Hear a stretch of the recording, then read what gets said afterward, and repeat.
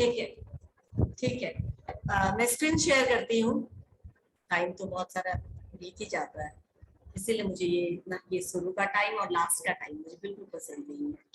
Last के time में बच्चे सोने लगते हैं और शुरू के टाइम में जब से ये ऑनलाइन इंटरफेस आ गया है तब से बहुत ज्यादा सेटअप टाइम खा जाता है।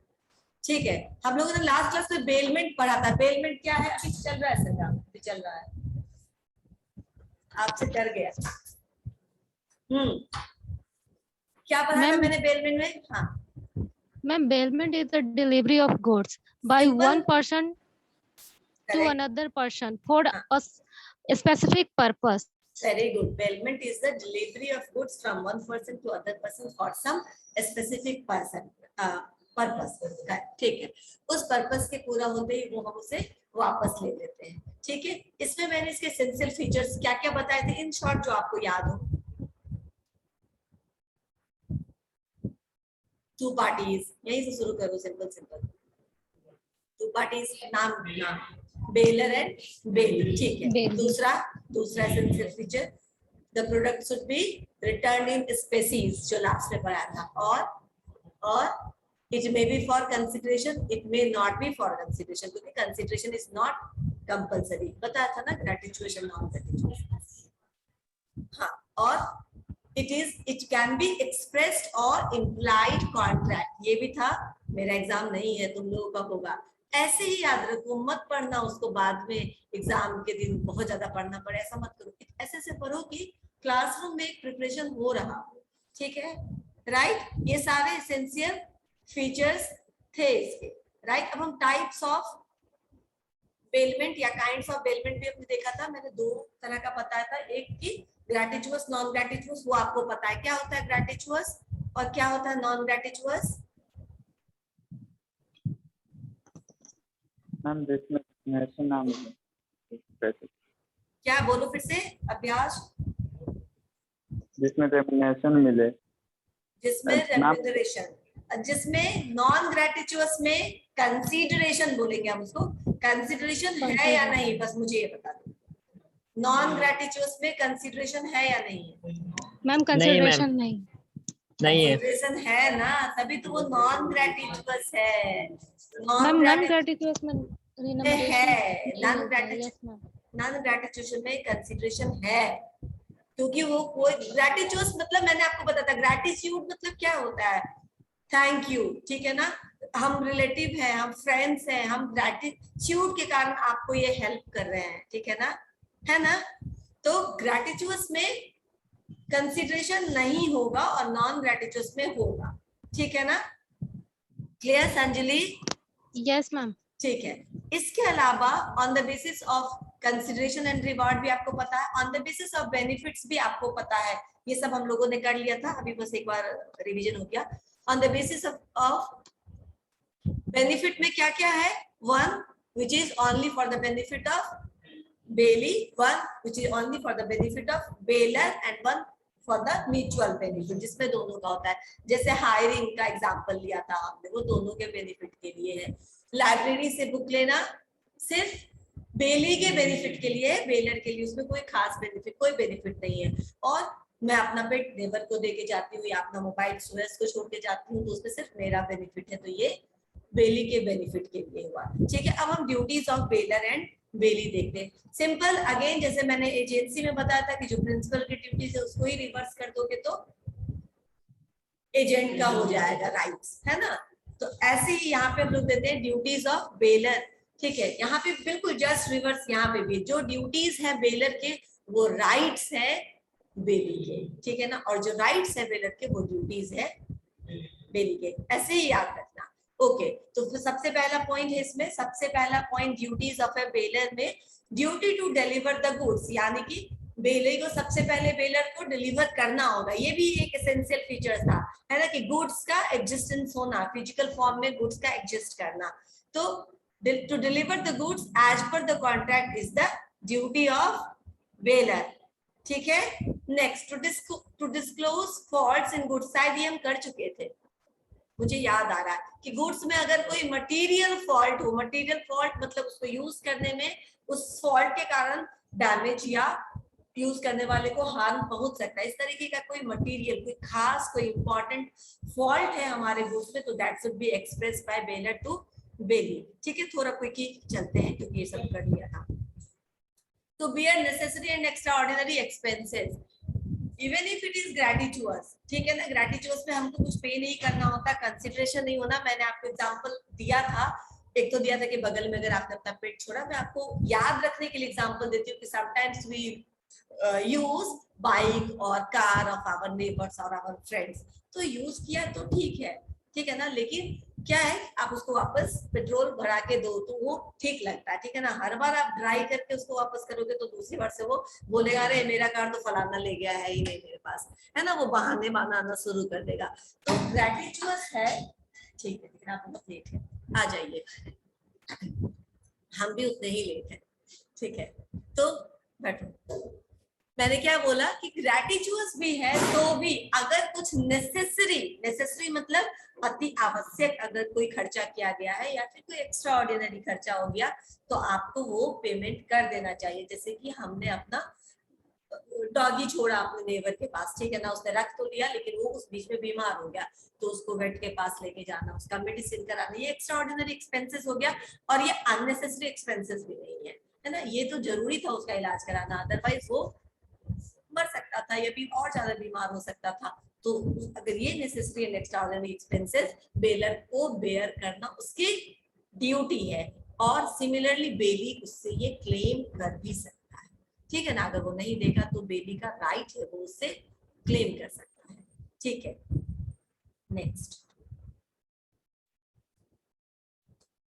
to indemnify the bailey for any loss or defect, मैंने बताया था कि मान लो आपने अपनी साइकिल या बाइक किसी को दे दी जिसमें कि ब्रेक फेल है और आपने ये बताया नहीं, तो जो मटेरियल फॉल्ट था वो आपने नहीं बताया और उसकी वजह से उसको जो डैमेजेज हुआ वो आपसे क्लेम कर सकता है। या फिर दूसरा था अगर डिफेक्ट ऑफ टाइटल मतलब ओनरशिप, अगर ओनरशिप में कोई कंफ्यूजन हो गया, कोई गलती है और इसकी वजह से बेली को, ठीक है ना, बेलर को नहीं, बेली को नुकसान हुआ तो भी बेली आपसे कॉम्पनसेशन ले सकता है। जिसमें मैंने बोला कि गोरा जो था विशियस नेचर का था, या फिर किसी की बाइक आपने दी लेकिन वो आपकी नहीं थी, आपके फ्रेंड की थी, जो आपने किसी को बेल कर दिया, ठीक है ना, किसी को डिलीवर कर दिया यूज करने के पर्पज से, और वो वहां पे देखता होता है ये तो चुरा के भागा यार, मैंने तो दिया था सुयस को रखने के लिए, तो उसने क्या किया, उसको कोर्ट पहुंचा दिया, थाना पहुंचा दिया, उसको पकड़ा दिया। तो जो भी डैमेजेज हुआ इस केस में वो क्या हुआ, वो डिफॉल्ट ऑफ टाइटल की वजह से हुआ। बेली इज अंडर इंप्रेशन कि वो आपकी गाड़ी है और आपने उसका टाइटल उसको डिस्क्लोज नहीं किया, जिसकी वजह से इतना प्रॉब्लम हो, नहीं तो वो बोल सकता था। तो ये भी जो डैमेजेज है ये इंडेमनिफाई करना किसका काम है, बेलर का काम है। Clear? To bear loss for wrongful refusal to take back the goods, ठीक है। अगर अब आप गुड्स को वापस नहीं लेते हैं, मैं इसका एग्जांपल देती हूँ, तुम्हें लगेगा कि ये कैसे हो सकता है। मान लो आप जब भी ड्राई क्लीनिंग में अपना कपड़ा देते हैं धोने के लिए, तो स्लिप के अंदर लिखा होता था 15 days और 1 month we will be responsible for keeping it safe for 15 days or 1 month, you take it back within this particular day, है ना। कभी कभी लोग क्या करते हैं ना, विंटर का सामान छोड़ते हैं ड्राई क्लीनिंग और अगले विंटर ही जाते हैं उससे लेने के लिए, क्योंकि कौन घर में ला करके, ऐसा बहुत लोग करते हैं। जैसे अभी विंटर खत्म हुआ तो ब्लैंकेट जो भी शॉल चादर सब दे दिया उसको ड्राई क्लीन करने के लिए, और फिर अगले विंटर जाएंगे जब यूज करना होगा। तो ऐसे में अगर आपका सामान, अगर वो नॉर्मली वो लोग रखते हैं तो दे देते, लेकिन अगर हो गया तो he will not be responsible, क्योंकि उसने साफ साफ बोल दिया कि ऐसे लॉस और डैमेजेस के लिए आप खुद रिस्पॉन्सिबल होंगे। उल्टा अगर आपका सामान रखने से मेरा नुकसान हो रहा तो मैं आपसे पैसे लूंगा, क्यों? क्योंकि मेरे पास भी एक लिमिटेड स्पेस है, आपका ही सामान पूरा साल भर मेरा स्पेस खा जाता है, तो मैं नए कस्टमर का सामान कहाँ रखूंगा, तो मैं आपसे सर्विस चार्ज लूंगा ये ज्यादा अपने पास संभाल के रखने के लिए। तो ये क्या है कि अगर आपने नहीं लिया और वो आपको दे रहा और इसकी वजह से कुछ मेरा लॉस हुआ, नुकसान हुआ, तो मैं वो डैमेजेस क्लेम कर सकता हूँ। समझ में आया? क्योंकि expiry date comes with certain sorry this bailment comes with certain date, ठीक है ना, कंडीशंस के साथ कि 1 महीने 2 महीने 4 महीने। इसी तरह आप अपनी गाड़ी गैरेज में छोड़ करके आए और आप 6 महीना नहीं लाने जाएंगे और वहां पे वो गाड़ी पे कुछ प्रॉब्लम हो जाएगा, तो आप उससे डैमेजेस क्लेम नहीं कर सकते। उल्टा वो आपसे अगर वो अच्छे से रखा है तो आपसे रोज का रेंट वसूल करेगा। समझ में आया? वो गैरेज वाला ओनर कि तुम्हारा कब से रखा हुआ यार, रोज के हिसाब से इतना मेरा बनता है, देकर जाओ। ठीक है, वो आपसे लेगा ना, जैसे पार्किंग में हम लगा के चले जाए तो वो लेगा पार्किंग वाला, सिमिलरली। ठीक है, to bear loss due to destruction of the goods build in natural course. ठीक है, नेचुरल कोर्स में अगर सामान बर्बाद हो जाता है, हमने इंडेमनिटी में पढ़ाया था कि अगर वो नेचुरली भी भगवान के एक्ट के कारण भी अगर आपका सामान खराब होगा तो इंश्योरेंस कंपनी इंश्योरेंस पे करेगी। ठीक है, सिर्फ उसी केस में है कि गॉड एक्ट को भी छोड़ा नहीं गया है, ठीक है ना, वो भी इंश्योर्ड माना जाता है। यहाँ पे अगर कुछ नेचुरल कारण के कारण डिस्ट्रक्शन होता है आपके सामान में तो आप बेली से क्लेम नहीं कर ले सकते हैं, क्योंकि ये नेचुरली ऐसा हुआ और हो गया। शायद वो आपके घर में भी होता तो वो वैसे ही डिस्ट्रक्ट हो जाता, तो इस लॉस को उठाना भी ड्यूटी है बेलर का। बेलर को वो वियर एंड टियर का नुकसान खुद ही उठाना पड़ता है। ठीक है, यस मैम। जानबूझकर अगेन अगेन, इसीलिए मैं बहुत पहले की क्लास में बोल चुकी हूँ कि इंटेंशनल नहीं होना चाहिए कुछ। अगर इंटेंशनल है तो फिर जिसने इंटेंशनली बुरा किया वो क्या हो जाएगा, उसको स्यू किया जा सकता है। लेकिन अगर ये नेचुरल है, नॉर्मल है, तो फिर वो डैमेज झेलना पड़ेगा। एक एग्जांपल और देती हूँ, ठीक है, ये बहुत नेचुरल एग्जांपल है, ये हम लोगों ने देखा हुआ है अपने घर में। हमारे पड़ोस में हमारी मतलब समझ लो कि अपने जान पहचान की चाची रहती है, ठीक है ना। अब वो लोग चली गई गाँव और उनकी कहाँ से बोले, उनके बेटे के ससुराल से बहुत सारा आया खाने पीने का सामान, ठीक है ना। अब खाने पीने का सामान कितने दिन हम रख सकते हैं? खीर है, जैसे खीर है, पूरी है, वो हम तो नहीं रख सकते ना उनका महीना दिन कि वो आएंगे तो उनको वापस कर देंगे। जो ऐसा सामान था वापस करने वाला वो तो हम रख सकते थे, लेकिन ये आया और हमें पता था वो अभी आने वाले नहीं, तो हमने क्या किया, हमने खा लिया और बाकी पड़ोसियों को खिला दिया। जो उनके यहाँ आया है सब लोग खाइए मिल बांट के। तो अभी क्या कर सकते हैं, वो ये नहीं बोल सकते कि हमारा सामान वापस दो। क्यों? क्योंकि वो हम कितना भी प्रिजर्व करके रखते तो वो सड़ जाता, ठीक है, उसमें कीड़े लग जाते, तो हमने उसको यूज कर लिया। राइट, सिमिलरली अगर कोई सामान नेचुरली आपका लॉस हो रहा है, ठीक है ना, तो हमने उसको यूज कर लिया। अब उसके लिए आप हमें नहीं बोल सकते कि आप हमारा वापस करिए। समझ में आया? ठीक है, राइट्स ऑफ बेलर में आते हैं। ऐसे भी मौका कभी कभी मिलता था, वो लोग अपने मन से कुछ देते नहीं थे। समझ में आया? तो मैं बोल रही वो लोग अपने मन से कुछ देते नहीं थे, तो ये मौका कभी कभी हाथ आता था। Okay, now rights of bailor. ठीक है, बेली के हमने अभी क्या पढ़े, ड्यूटीज, इसीलिए मैं राइट्स ऑफ बेलर पढ़ा रही हूँ ताकि आप तुरंत समझ लेंगे कि एकदम अपोजिट है। टू क्लेम डैमेजेज, अगर बेली का सामान को रखने में अगर उसका कुछ नुकसान होता है, अगर if he has suffer any losses, तो वो लॉसेस का क्लेम मांग सकता है। हाँ, तो अभी हमने क्या पढ़ा, ड्यूटीज ऑफ बेलर पढ़ा। अच्छा ठीक है, राइट्स ऑफ बेलर अभी है। हाँ, राइट्स क्या क्या है, जो हमको सामान डिलीवर करता है उसके क्या क्या राइट्स है। तो फर्स्ट ऑफ ऑल राइट्स क्या है, टू क्लेम फॉर डैमेजेज। मैंने ठीक से नहीं रखा, ठीक है ना, मैंने संभाल कर नहीं रखा, वैसे डैमेजेज के लिए, जैसे कि हमने क्लॉक रूम में अपना सामान रखा था, लेकिन क्लॉक रूम से हमारा सामान चोरी हो गया, तो मैं इसके लिए क्लेम कर सकती हूँ। समझ में आया? लाइब्रेरी का बुक मैं लेकर तो आई थी और वो प्योरली मेरे यूज के लिए था, लेकिन वो बुक मैंने खो दिया, ठीक है ना, वापस कर देते तो खत्म हो जाता, मेरा फायदा होता, लाइब्रेरी का कोई फायदा नहीं, कोई नुकसान नहीं। लेकिन मैंने क्या किया, उनके प्रॉपर्टी को डैमेज कर दिया। इस समय वो बेलर, वो लाइब्रेरी हमसे अपने बुक का दाम मांग सकती है ना। मुझे लगता है फिर से आवाज नहीं आ रही। तुम लोग भी आवाज कट रहा है क्या? हाँ, अभी फिर से वीक हुआ था, मैं देख रही थी। हाँ। अभी आई आवाज? अभी आ रही है आवाज? अभी आ रही है आवाज? देखो आ रही है क्या आवाज? ठीक है, तो सबसे पहले हो गया कि आप डैमेजेस के लिए मैम आवाज क्लियर नहीं आ रहा।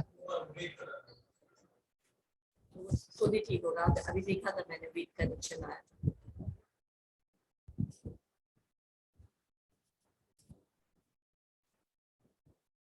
ओके, तो सबसे पहले है टू क्लेम फॉर डैमेजेस, दूसरा फिर है to avoid the contract if Bailey does any act with regards to goods bailed which is against the condition of bailment। यानी अगर आपको कोई चीज दिया जाता है और जो कॉन्ट्रैक्ट के टर्म एंड कंडीशन है, मैंने पहले ही बोला था आपको कि अगर वो यूज के पर्पज से है तो आप यूज करिए, लेकिन अगर मैंने आपको सिर्फ संभाल कर रखने के लिए दिया है तो आप उसको यूज कर रहे हैं, तो वो कॉन्ट्रैक्ट के टर्म एंड कंडीशन के अगेंस्ट है।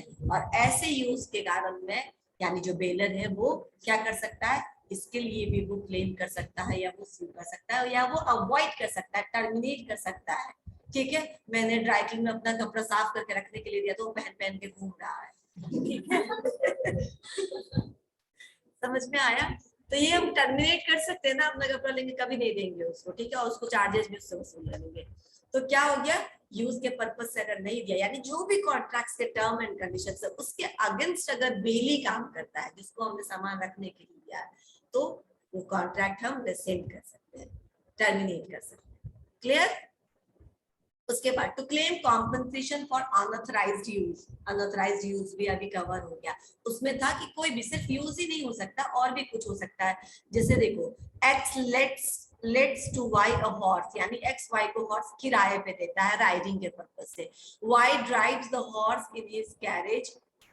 अब वाई क्या करता है, उसको राइडिंग के लिए दिया गया, लेकिन वो उसको कैसे करता है हॉर्स को यूज, सामान ढोने के लिए यूज कर रहा है, तो गलत यूज कर रहा है। जो टर्म एंड कंडीशन था उसके अलग यूज कर रहा है, तो आप टर्मिनेट कर सकते हैं। उसी तरह अनऑथराइज्ड यूज सिमिलर है।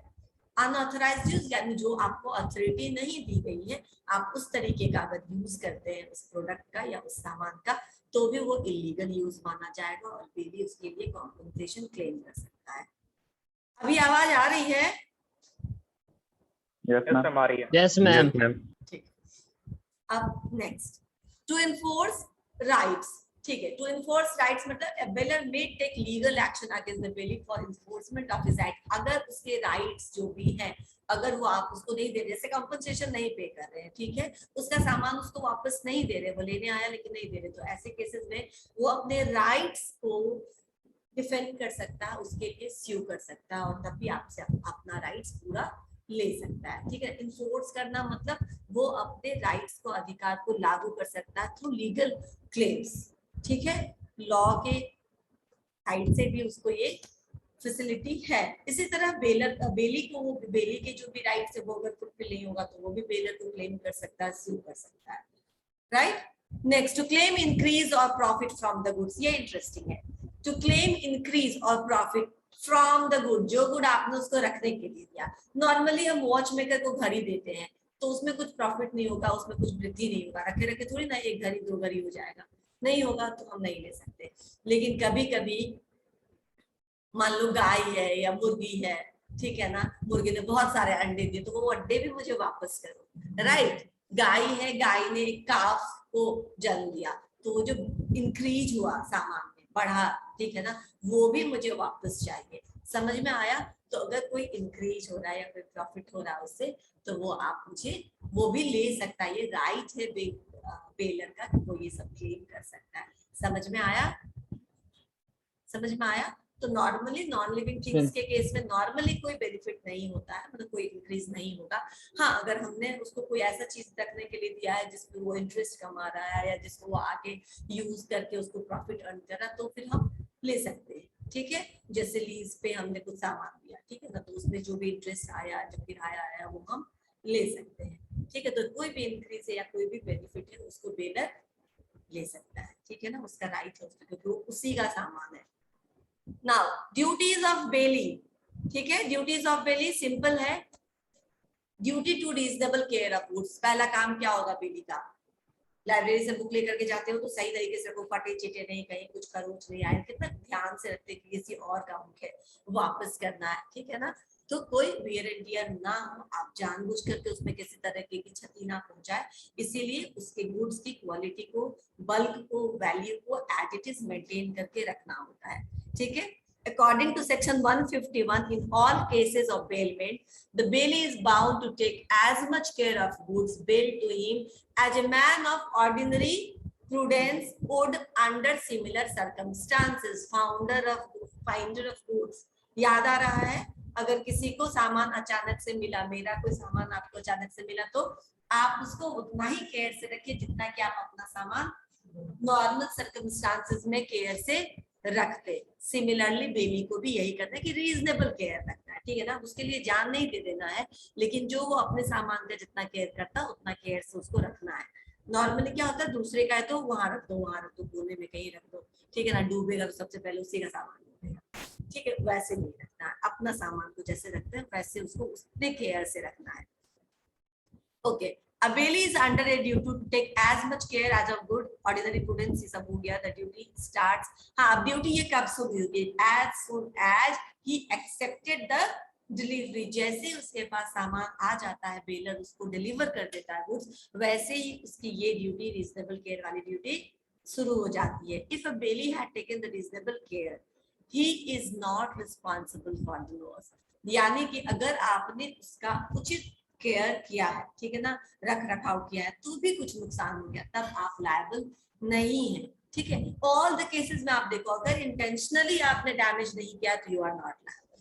ऑल द केसेस अब तक जितना भी हमने पढ़ा, यही मैं बोल रही, इसीलिए इसमें इंटेंशन का इतना ज्यादा इंपॉर्टेंस है। अगर आपने सारा रीजनेबल केयर रखा है तो भी सामान का नुकसान हुआ, then bailee is not responsible for that damages और deterioration in the product. Deterioration का मतलब हरास होना, ठीक है ना, नीचे की तरफ।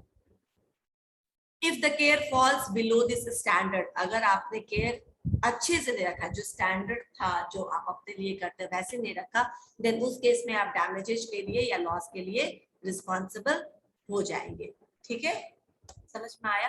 अगेन अगर वो एक्ट ऑफ गॉड या नेचर के कारण होता है, जैसे फायर या फ्लड, ठीक है, तो वैसे केसेस में आगे, या अर्थक्वेक, तो ऐसे केस में आगे बेबी रिस्पॉन्सिबल नहीं होगा, ठीक है। ओके, यहाँ पे केस भी है, देख लेते हैं। In Shantilal versus Tarachand, S Shantilal, ठीक है ना, S deposited his goods in T's godown, ठीक है ना, एस ने ताराचंद के गोडाउन में अपना सामान रखवाया ड्यू टू अनप्रेसिडेंटेड फ्लड। इस एक बार दुर्गा पूजा में इधर आया था ना फ्लड, दुर्गा पूजा में कोई ऐसा फ्लड का नहीं होता है टाइम, है ना, अभी 2 साल पहले की बात है।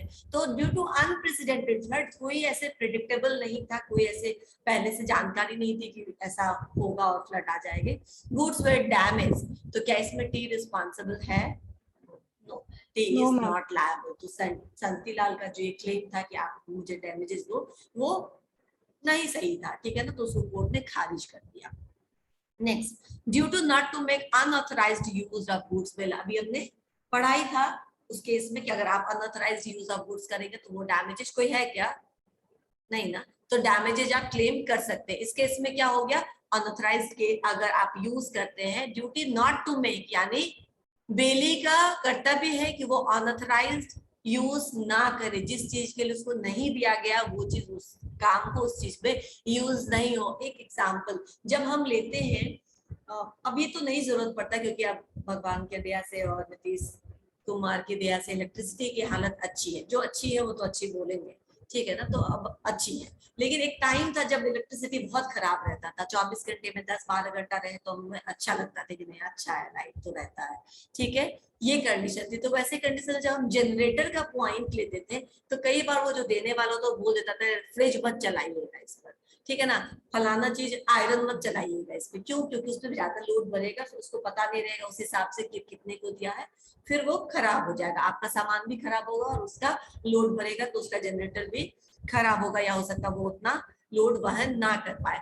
अनऑथराइज्ड यूज, अब अगर आपने, तो ये हर वो सर्विसेज लेने वाले की जिम्मेदारी कि वो अनऑथराइज्ड यूज ना करे, और अगर करता हुआ पकड़ा गया तो वो क्या करेगा, चार्जेस भी लेगा और हटा भी देगा, टर्मिनेट कर देगा उस दिन से आपको सप्लाई करना, राइट, क्योंकि इस वजह से उसका नुकसान हो सकता है, तो ना करे, अदरवाइज बेलमेंट को टर्मिनेट किया जा सकता है बेलर द्वारा।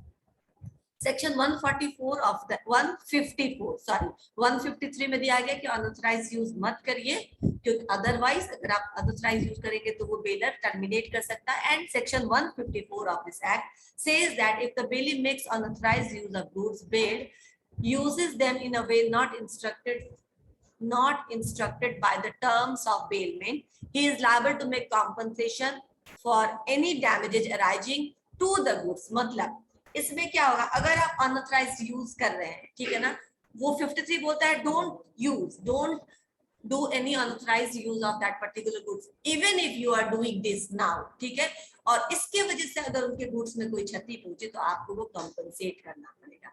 क्योंकि वो अनऑथराइज यूज की वजह से पहुंचा है। ठीक है, duty not to mix bailor goods with his own goods, ये समझ लो क्योंकि ये नया है, ये इससे पहले नहीं था। ठीक है, ये भी एक ड्यूटी है।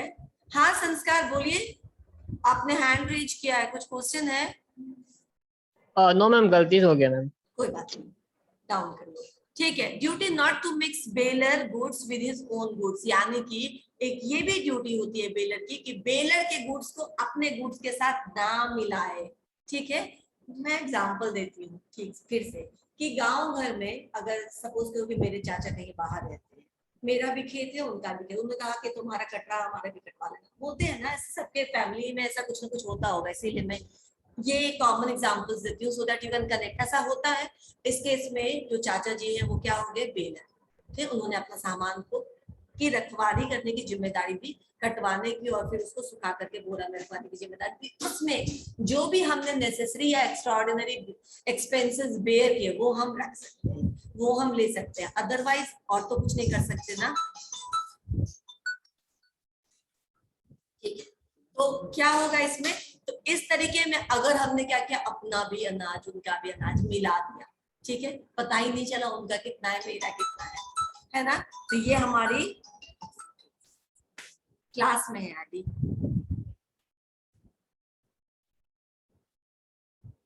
ओके, तो ऐसे केसेस में क्या होगा,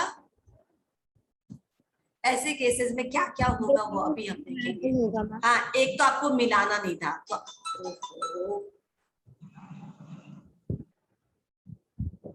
सुनने दो।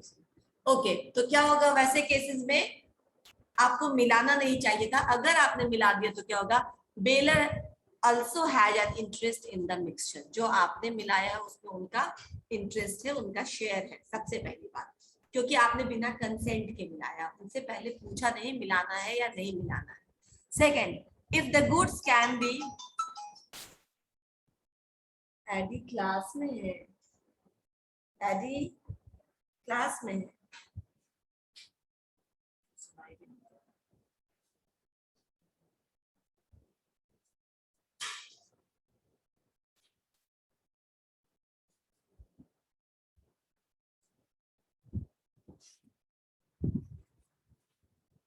ओके।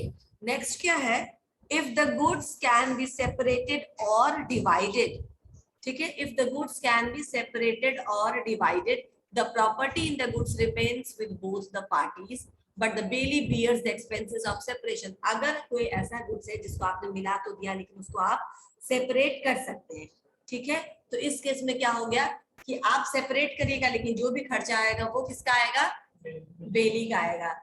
क्लास में है अभी, एक बार काट देते तो तुम समझ। Okay, next, if it is not possible to separate the goods, अगर गुड्स को सेपरेट करना, क्योंकि देखो अब जैसे मैंने कहा धान है आपने मिला दिया तो ठीक है, आप उसको तौला करके अलग अलग रख सकते हैं या फिर आप उसको सेग्रीगेट करवा सकते हैं, उनका हिस्सा अपना हिस्सा, तो ये सब करवाने की जिम्मेदारी आपकी हो जाएगी तब, ठीक है। लेकिन अगर आपने कुछ ऐसे चीजों को मिक्स कर दिया जो सेग्रीगेट करना मुश्किल है, नहीं पॉसिबल है, if it is not possible to separate the goods the bailee shall compensate the bailor for the loss of the goods, तो जितना भी उनका नुकसान हुआ उसको आप कंपनसेट करिए, ठीक है ना।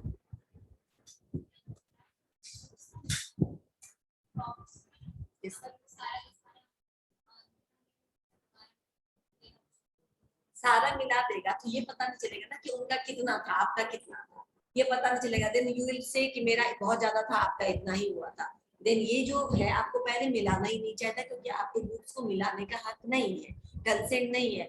अगर आपने मिलाया तो उस मिक्सचर में उसका भी इंटरेस्ट होगा, फिर उसका ज्यादा हो जाएगा क्योंकि आपने बिना पूछे मिलाया था, तो अब उनको तो पता नहीं ना कि उनका मेजर शेयर हुआ कितना, तो उनका इंटरेस्ट भी है। अगर आप इसको अलग अलग करवाना है, अलग अलग करवाना है तो ये जो एक्सपेंसेस होगी वो किसकी होगी, वो बेली की अकेली की होगी क्योंकि आपने बिना पूछे मिला, मतलब लॉ बोलता है कि मिलाना नहीं चाहिए, अपने गुड्स के साथ उनके गुड्स को मिलाने का नहीं है जब तक कि आपको ऐसा कंसेंट ना मिला हो। और सेपरेशन का भी खर्चा आपको उठाना पड़ेगा, और अगर आप सेपरेट नहीं कर पाए तो जो भी उनका नुकसान होगा वो आपको कंपनसेट करना पड़ेगा, ठीक है। Duty to return goods, obviously जैसे वो ले सकता है अपना गुड्स वापस ले सकता है पर्पस पूरा होने के बाद, वैसे ही सेक्शन 160, 161 एंड 165 इज अबाउट आप उनको रिटर्न कैसे करेंगे goods. If the duty of bailee is to return और deliver according to the direction of bailor without demand, मतलब ये ड्यूटी होती है बेली की कि आप बिना डिमांड के समय आने पर जैसा टर्म ऑफ कॉन्ट्रैक्ट है आप उनको वापस कर दीजिए उनका सामान, ठीक है ना।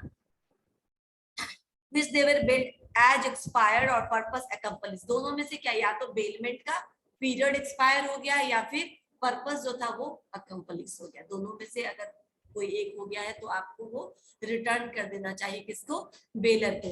इन case of his failure to do so, अगर आप ऐसा नहीं करते he shall be liable for the loss. उसके बाद अगर सिंस मैं बार बार जा रही हूँ अपना कपड़ा वापस लेने या अपना गाड़ी वापस लेने पर वो हमें वापस नहीं आया, यहाँ बनने गया, यहाँ धुलने गया, अभी वो आएगा तब देंगे, अभी वो आएगा तब देंगे, और इसके बाद जैसे ये था ना कि अगर एक्स्ट्रा रहे टर्मिनेशन एक्सपायरी डेट से ज्यादा आप छोड़ेंगे अपना सामान गैरेज में तो वो आपसे रेंट ले सकता है, ठीक है ना। मैंने आपको बोला था कि ड्राई क्लीनिंग वाला के बाद उसके बाद खोएगा तो आपको कुछ नहीं देगा, उल्टा आपसे चार्जेस लेगा कि संभाल के रखा हूं मैं। सिमिलरली यहाँ पे अगर डिस्ट्रक्शन हो जाता है और वो आ रहा है बार बार आपसे लेने के लिए but you are not delivering the goods, और वैसे में गुड्स बर्बाद हो जाए, नष्ट हो जाए, वेयर एंड टियर हो जाए तो फिर आपको पे करना पड़ेगा। समझ में आया, समझ में नहीं आया, ठीक। ये केस है Shaw and company versus Symons and sons, ठीक है। यहाँ पे P delivered some books to D, a book binder D promise to bind, यानी बुक बाइंडर को कुछ बुक्स दिए, बुक बाइंडर जानते हो ना जो उसको बाइंड करता है, ठीक है, वो बुक बाइंड करने के लिए दिया and return them with in a reasonable time. They could not bind the books within a reasonable time. D ने बोला था कि मैं आपको 5 दिन में करके दे दूंगा या 2 दिन में वापस करके दे दूंगा, लेकिन वो नहीं कर पाया। The book were subsequently burnt in a accidental fire. अच्छा, हमने कहा था एक्सीडेंटली अगर होता है तो आप नुकसान नहीं होता बीवी का, लेकिन इस केस में हो गया, क्यों? क्योंकि उसने एक रीजनेबल टाइम के बाद की बात है, उस रीजनेबल टाइम के अंदर अगर हुआ होता then he is not responsible, लेकिन आपको जितना समय दिया गया तो उससे बहुत अधिक समय आपने रख लिया और तब डिस्ट्रक्शन हुआ है, देन डी बिकम लायबल, ठीक है। D was held liable for the damages और loss and plead that the fire was accidental or the act of nature was of no avail। आप उस समय अगर ये डी बोला कि ये तो एक्सीडेंटल रीजन था, इसमें तो मैंने कुछ नहीं किया, लेकिन कोर्ट ने उसको इस पे भी कोई फ्रीडम नहीं दिया, कोई उसको बेनिफिट ऑफ डाउट नहीं दिया, उसको जो भी नुकसान था वो बेयर करना पड़ा, ठीक है। Not to set up an adverse title, not to set up an adverse title का मतलब the bailey is not entitled to deny the title of the bailor, वो ये नहीं बोल सकता कि ये सामान मेरा है, ठीक है ना, या किसी और को नहीं दे सकता कि मैं इसका मालिक हूँ तुम्हें ले लो, ठीक है, और मुझे सामान दे दो। बेली कभी भी डिनाई नहीं कर सकता कि इसका असली मालिक कोई और है, और जो है वो उसी को बताएगा, कोई किसी और को कोई उसका मालिकाना अधिकार नहीं दे सकता और ना ही खुद मालिक बन सकता है। रिटर्न इंक्रीज और प्रॉफिट, जैसे वहां पे वो ही क्या claim increase in profits baler, वैसे ही इसकी ड्यूटी है रिटर्न इंक्रीज इन प्रॉफिट्स। अगर मुर्गिया ने अंडा दिया है तो अंडे के साथ मुर्गी को रिटर्न करो, भले तुम अपना चार्जेस ले लो, कंसिडरेशन ले लो, जो भी तुम्हारा रेम्युनरेशन है, but return it with all this profits. अगर काऊ ने काफ दिया है तो काफ के साथ काऊ वापस करना है, ठीक है, ठीक है। राइट्स ऑफ द बेली के नेक्स्ट क्लास में करें क्या भी करें, एक मिनट देख क्या हो गया, अभिषेक सर है या नहीं है? मैम अभिषेक सर का लिंक नहीं आया मैम, नहीं आया ना, ओके, एक मिनट।